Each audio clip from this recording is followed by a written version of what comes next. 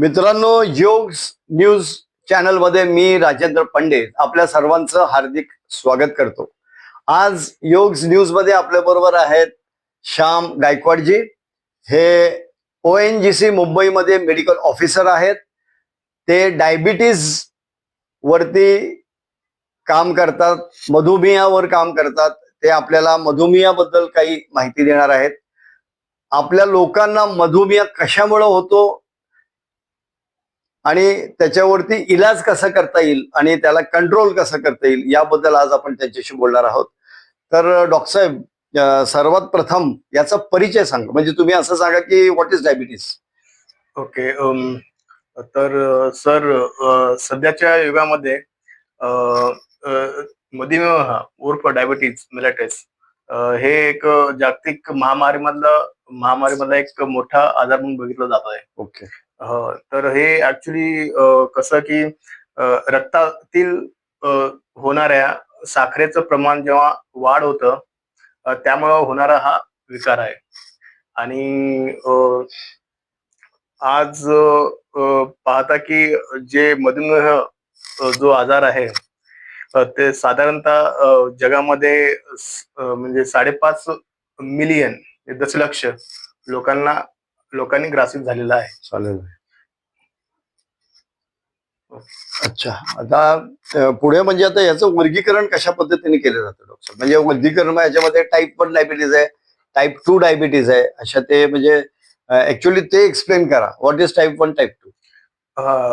Sir, वर्गीकरण मध्ये असं म्हणता येईल की याच्यामध्ये 4 टाईपचे डायबिटीज आपण म्हणू शकतो. प्रथम टाईप 1, टाईप 2 आणि गरोदर अवस्थेत होणारा मधुमेह, आणि चौथ्यात आहे अन्यमध्ये येते MODY means maturity onset of the diabetes of the young. आणि काही जेनेटिक्स पण असतात ज्याच्यामध्ये ऑटो इम्युन डिसीज वगैरे बाकीचे असतात आजार.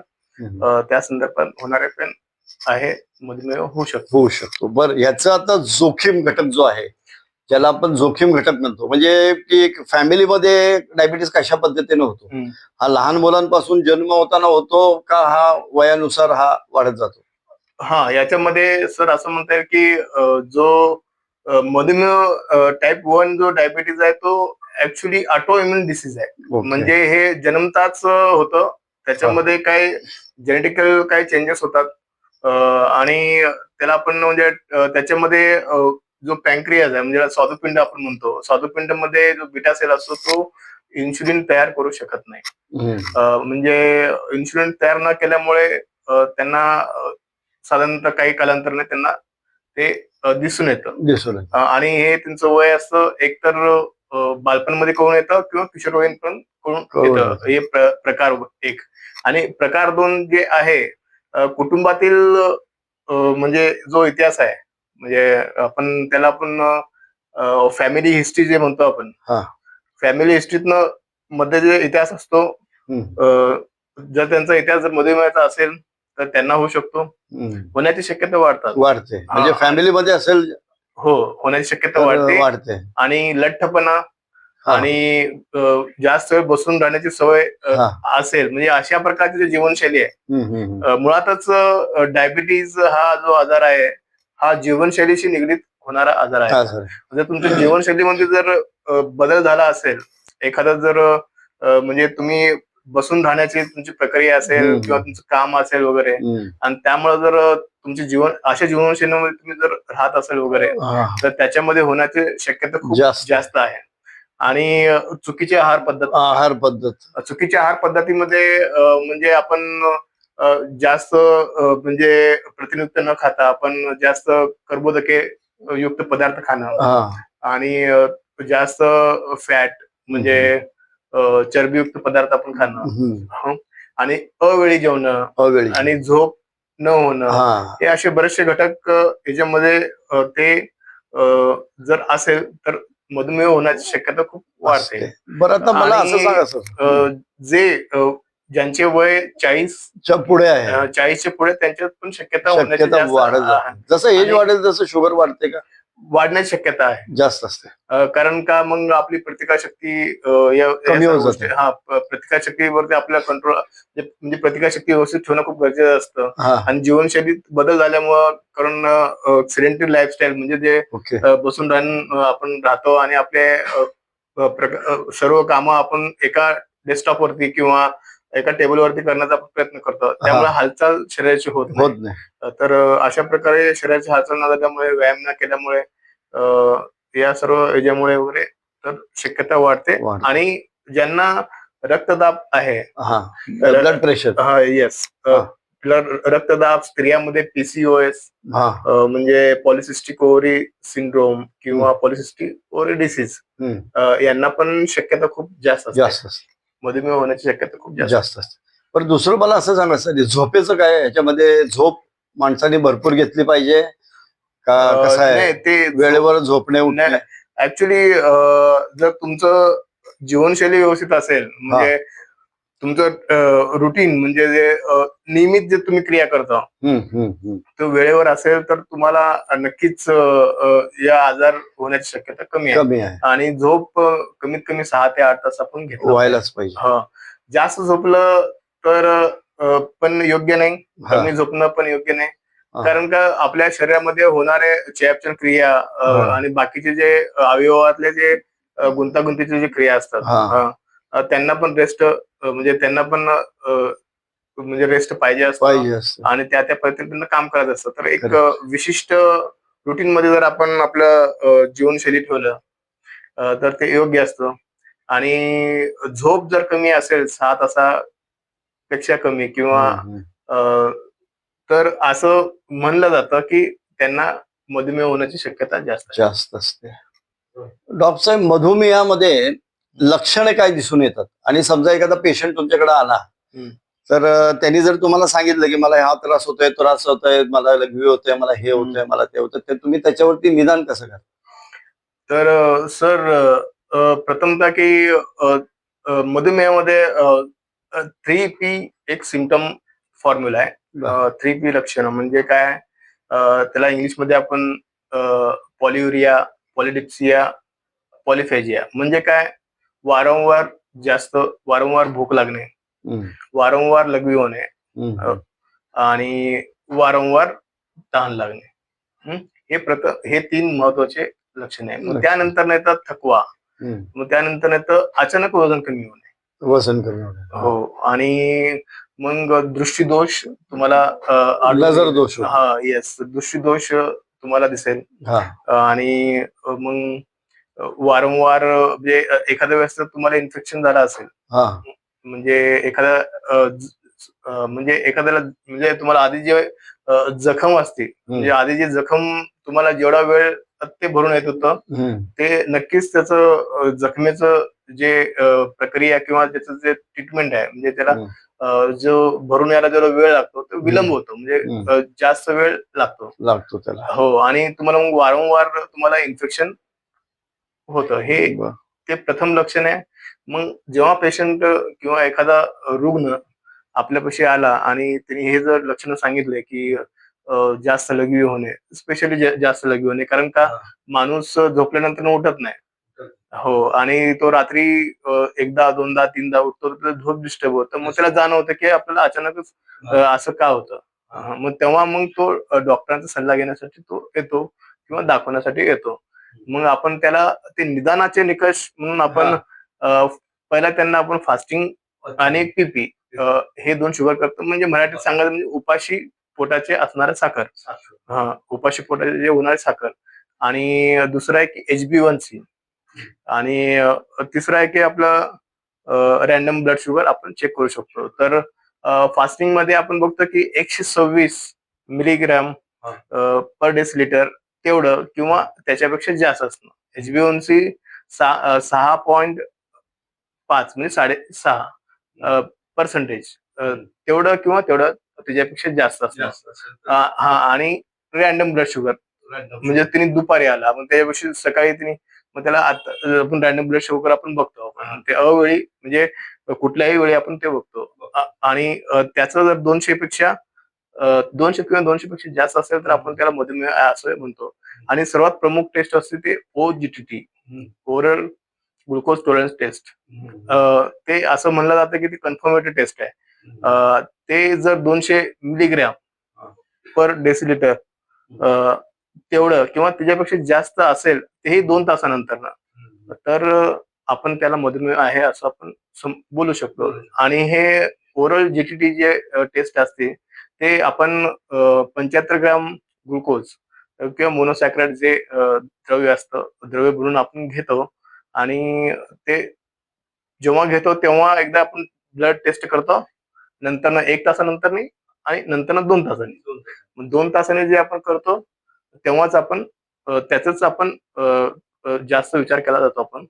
आणि जर ते 200 किंवा 200 पेक्षा जास्त असेल तर आपण त्याला मधुमेह आहे असं म्हणू शकतो. फास्टिंग शुगर जी आहे ती 126च्या खाली पाहिजे. हो, येस सर. आणि रॅन्डम शुगर जी आहे जेवल्यानंतर 1-2 तासांनी जे आपण घेतो it should be less than 200. या 200च्या वर जर गेली याचा अर्थ मधुमेह आहे. मधुमेह आहे असं आपण असं म्हणू शकतो. मग पुन्हा आपण त्यांचे चाचण्या अजून आपण पुन्हा करू शकतो कन्फर्मेटीसाठी. बरं, याच्यामध्ये इन्सुलिन दिलं जातं. येस, ते आपण सर आपण नंतर नाही आपण जेव्हा उपचाराबद्दल येऊ सर मी तुम्हाला पूर्ण एक्सप्लेन करतो. साहेब, मधुमेहामुळे गुंतागुंती होते म्हणतात किंवा त्याच्यामुळे काही साईड इफेक्ट्स होतात. याच्याबद्दल थोडस सांगा तुम्ही, म्हणजे काय कशामुळे गुंतागुंती कशी होते, साईड इफेक्ट्स कसे होतात, हार्ट पेशंट्स होतात, काय काय होतं ते जरा थोडं माहिती. येस सर, तुम्ही एकदम महत्वाचा प्रश्न विचारलाय.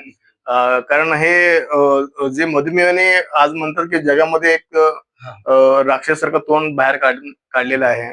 कारण मृत्यूचे प्रमाण खूप वाढलेलं आहे. ते ऍक्च्युली मधुमेहामुळे होणारा मृत्यू पेक्षा तुम्ही असं म्हणू शकता मधुमेहाच्या गुंतागुंतीमुळे, म्हणजे आपण त्याला कॉम्प्लिकेशन म्हणतात, त्याच्यामुळे मृत्यू जास्त होतो. म्हणजे मधुमेह होणार आहे म्हणजे जर साखर आपण व्यवस्थित कंट्रोल जर केलं नाही तर त्यामुळे होणार गुंतागुंत नंतरचा, म्हणजे त्याला आपण कॉम्प्लिकेशन म्हणतो, त्या कॉम्प्लिकेशनमुळे मृत्यू होतात. त्याच्यामध्ये आपण 3 प्रकारे आपण गुंतागुंती आहे असं म्हणू. एक तर अकस्मात, दुसरा दीर्घकालीन आणि तिसरं अन्य. तर अकस्मात मध्ये डीकेए म्हणजे डायबेटिक किटोएसिडोसिस, ज्याच्यामध्ये म्हणजे किटोन बॉडीज वगैरे सापडतात वगैरे. आणि HHS म्हणजे हायपरऑस्मोलर हायपरग्लायसेमिया स्टेट.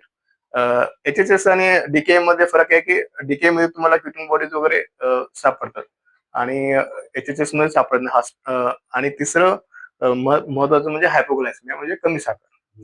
हे अकस्मात झालं. आणि नंतर दीर्घकालीनमध्ये येतं फर्स्टली आपलं काय की डोळ्यांचे आजार, त्याला आपण रेटिनोपॅथी म्हणतो. आणि दुसरं किडनी डिसीजेस म्हणजे मूत्रपिंडचे आजार. आणि तिसरं आहे की न्यूरोपॅथी म्हणजे तुम्ही नसांचे आजार असं म्हणू शकता. आणि नंतर पॉली म्हणजे की हृदयविकार, हार्ट अटॅक. म्हणजे तुम्ही प्रश्न मला विचारताना जे बोलला, हृदयविकार होण्याची शक्यता खूप जास्त वाढतात. आणि मेंदूतील रक्तस्राव म्हणजे आपण स्ट्रोक म्हणतो, स्ट्रोक. आणि डायबेटिक फूट आणि वारंवार इन्फेक्शन होणं, हे महत्वाचे त्यांचे गुंतागुंत किंवा कॉम्प्लिकेशन आपण मधुमेह होऊ शकतो. डॉक्टर साहेब, तुम्ही मधुमेह डायबिटीस बद्दल खूप चांगली माहिती दिली आहे दर्शकांना.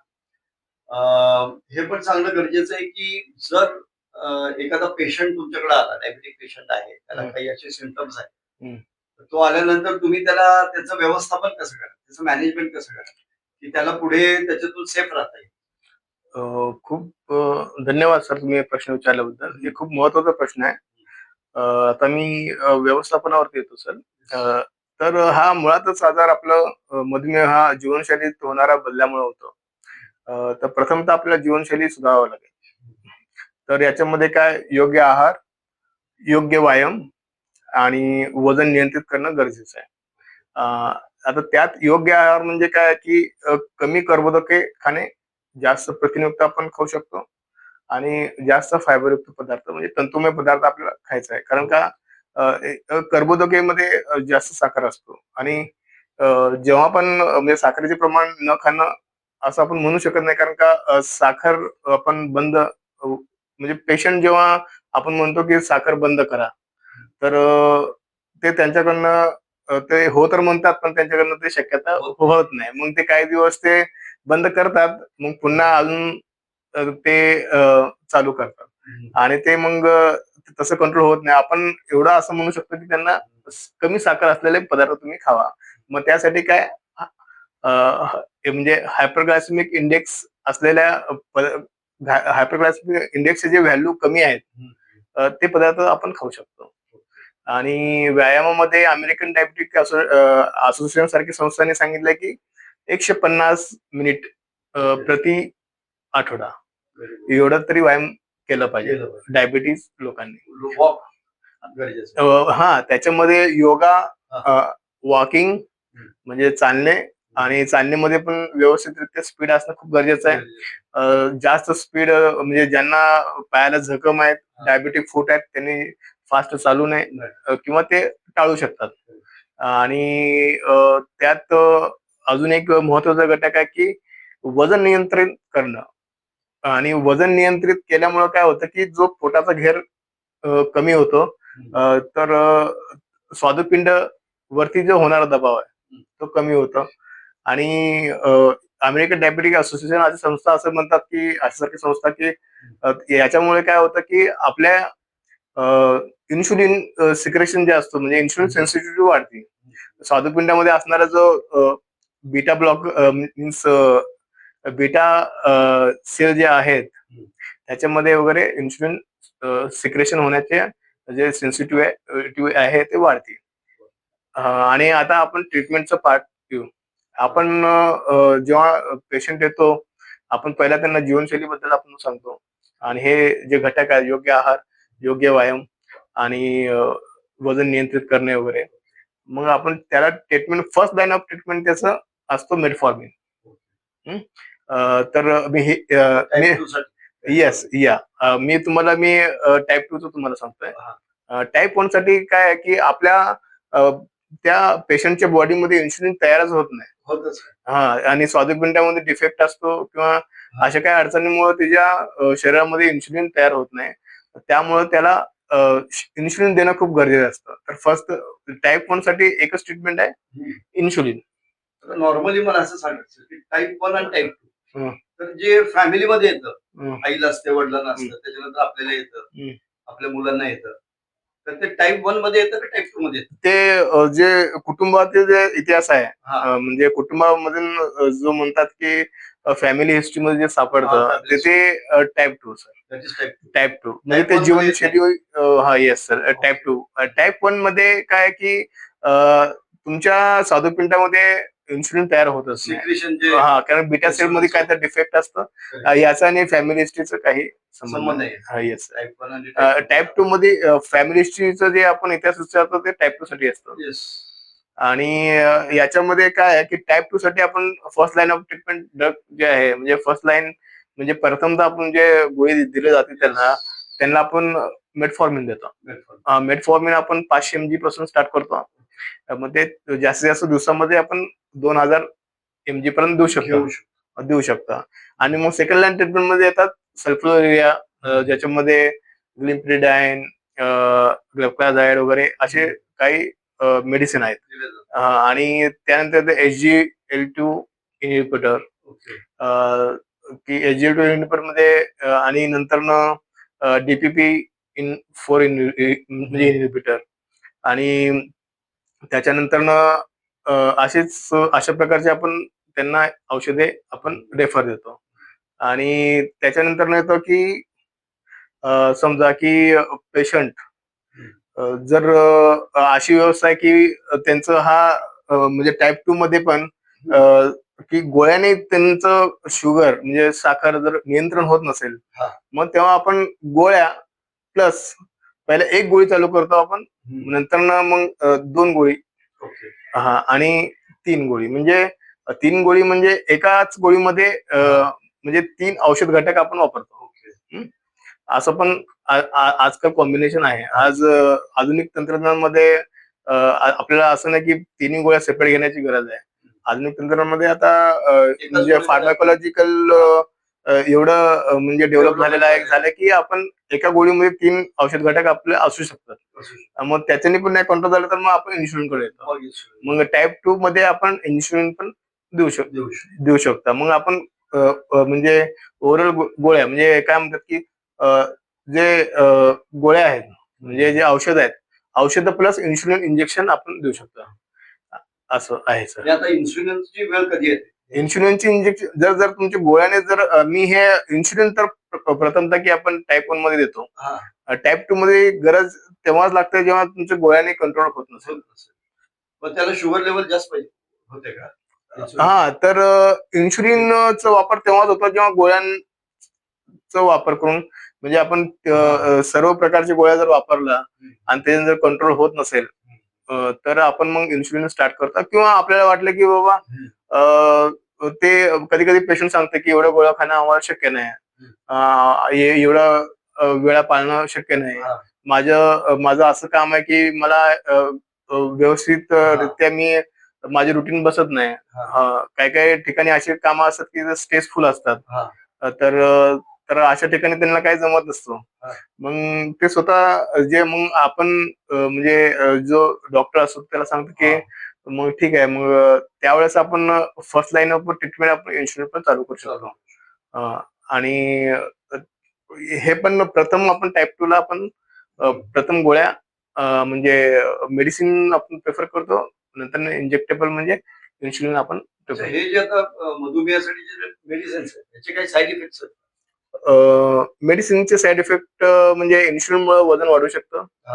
आणि बाकीचे जे साईड इफेक्ट आहे म्हणजे पोटासंदर्भित थोडंसं पोट खराब होणं किंवा हायपोग्लायसेमिया सर्वात महत्वाचं म्हणजे हायपोग्लायसेमिया म्हणजे रक्तातील साखर अचानक कमी होतं. कारण काय की आपण प्रत्येक वेळेस कधी ना कधी आपल्या म्हणजे तेच जेवण घेतो असं नाहीये. कधी कधी जेवणात बदल होतो.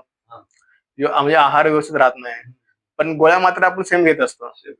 मग त्या गोळ्यात आपण दिला म्हणजे ज्या गोळी ते घेतात ते आणि जर तोच आहार जर नसेल मग कमी हायपोग्लायसेमिक इंडेक्स असा आहार त्यांनी घेतला असेल तर कदाचित त्यांना हायपोग्लायसेमिकचा त्रास होऊ शकतो. आता काही पेशंट्सला अचानक शुगरच्या पेशंटला चक्कर यायला. तर मग आपण काय करतो की पेशंटला म्हणजे जेव्हा रुग्ण येतो तेव्हा आपण त्याला प्रथम त्याला एक त्यांना सांगतो की बाबा तुमच्या जवळ तुम्ही एक साखरेची छोटीशी पिशवी किंवा चॉकलेट ठेवा. जेव्हा तुम्हाला वाटलं की डोकं गरगरत आहे, डोळ्यासमोर अंधारी येत आहे म्हणजे हायपोग्लायसेमियाची जर तुम्हाला लक्षणं येतील तर तुम्ही प्रथम साखर तोंडामध्ये घालणं किंवा साखर पाणी पिणं किंवा चॉकलेट तेच की म्हणजे आपण प्रत्येक वेळेस योग्य आहार घेतो असं नाहीये. याच्यासाठी प्रतिबंध काय लावावं लागतील आपल्याला म्हणजे शुगर वाढू नये? येस सर हा पण खूप महत्वाचा प्रश्न आहे. कारण prevention is a better than cure असं म्हणलं जातं. मग प्रिव्हेंटिव्ह मध्ये म्हणजे प्रतिबंधामध्ये सर्वात महत्वाचं म्हणजे योग्य आहार आणि नियमित व्यायाम आणि वजन नियंत्रित ठेवणं आणि धूम्रपान आणि दारू टाळायला पाहिजे. आणि जोखीम असलेल्या लोकांनी वारंवार त्यांनी नियमितपणे तपासणी केलं पाहिजे. तपासणीमध्ये काय आहे की फास्टिंग शुगर आणि HbA1c 3 महिन्यांनी नियमित रक्तदाब तपासले पाहिजे आणि 6 मंथली एकदा तरी लिपिड प्रोफाईल आपण चेक केलं पाहिजे. आणि जर प्री डायबेटिक जर असेल तर त्याला आपण व्यवस्थित रित्या तपासून वगैरे त्यांना पहिला आपण एज्युकेट केलं पाहिजे आणि मग त्याच्यात पण त्यांच्यात एज्युकेट मध्ये आपण त्यांना आहार कसं घेतला पाहिजे, व्यायाम कसं किती म्हणजे कसं व्यायाम केला पाहिजे आणि किंवा वजन कसं कमी करता येईल असे प्रकारे आपण एज्युकेट करतो आपण. आणि जर त्यात पण ते होत नसेल तर मग आपण त्यांना उपचार चालू करतो. तर मित्रांनो आज मधुमेहावर आपल्याला डॉक्टर साहेबांनी खूप चांगली माहिती दिलेली आहे. आपल्याला अजून मधुमेहाबद्दल काय माहिती पाहिजे असेल तर तुम्ही कमेंट्स मध्ये टाका. डिटेल्स पाठवा. पुढच्या मुलाखतीमध्ये पण आपण ते कव्हर करूया. ज्या तुमच्या गरजा असतील ते आपण पूर्ण करू. त्याच्यामधून आम्ही सांगू तुम्हाला, तुम्ही चॅनल सबस्क्राईब करा आणि लाईक करा. सबस्क्राईब केल्यामुळे कसं आहे की तुम्हाला आमच्याकडे जे काही मेडिकल फील्ड मधल्या माहिती असतील ते आम्ही तुम्हाला पुरवणार आहोत. तर मॅक्झिमम तुमच्यापर्यंत चांगल्या गोष्टी मेडिकल फील्ड मध्ये पोहोचवणे हा आमचं काम आहे. हे आमचं कर्तव्य आहे. तुम्हाला जागरूक करणे हे आमचं काम आहे. धन्यवाद. थँक्यू.